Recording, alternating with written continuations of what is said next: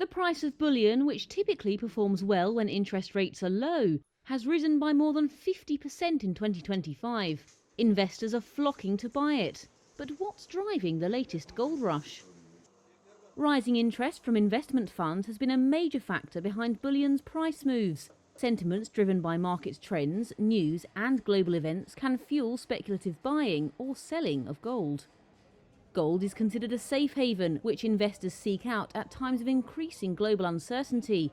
And there's no shortage of that right now, according to Veronica Brown, Reuters Global Industry Editor for Metals and Mining. I think an awful lot of what we're seeing is about fear right now. If you think about gold as a mirror onto the rest of the world, you could really describe it as being the sum of all fears, whether they be geopolitical or economic.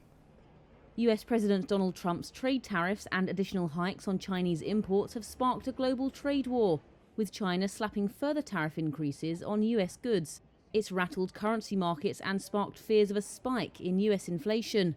Global central banks' policy decisions also influence gold's trajectory, with lower interest rates reducing the opportunity cost of holding gold since it pays no interest. You can feel there's a lot of angst around what the trajectory is for the dollar, what's going on with interest rates, the impact of tariffs, higher prices that will lead to inflation, and that makes the task of central banks when they're trying to balance inflation risks against interest rates particularly hard.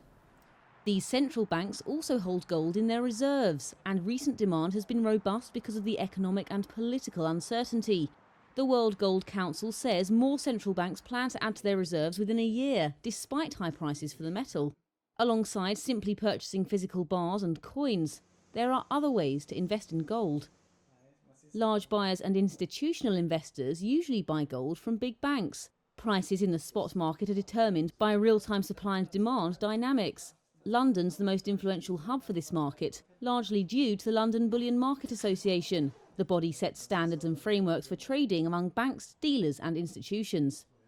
Investors can also get exposure to gold via future exchanges. That's where people buy or sell a particular commodity at a fixed price on a particular date in the future. COMEX, part of the New York Mercantile Exchange, is the largest gold futures market in terms of trading volumes. China and Japan are also big players in the gold futures market. Exchange-traded products or exchange-traded funds issue securities backed by physical metal. It allows people to gain exposure to gold prices without taking delivery of the metal itself.